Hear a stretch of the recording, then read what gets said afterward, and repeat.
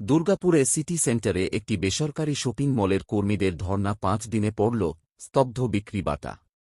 ভোটের আগে তৃণমূল মনোনীত প্রার্থী কীর্তি আজাদের সমর্থনে ভোট প্রচারে একটি মিটিংয়ে গেছিলেন বেসরকারি শপিং মলের কর্মীরা। তার পরবর্তীতেই তাদের নামে ট্রান্সফার অর্ডার দেওয়া হয় ম্যানেজমেন্ট কর্তৃপক্ষের তরফ থেকে বলে অভিযোগ। এর পরবর্তীতে বেশ কয়েকদিন আগে আবারও দুজনকে অন্যত্র ট্রান্সফার করে দেওয়ার লেটার আসলে নলেজে বসে উক্ত কর্মীরা বিষয়টি ঊর্ধ্বতন কর্তৃপক্ষ অর্থাৎ তৃণমূল নেতৃত্বকে বিষয়টা জানানো হয়।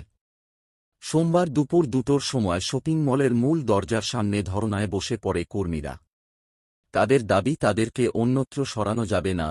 কতদিন ধরে চলছে?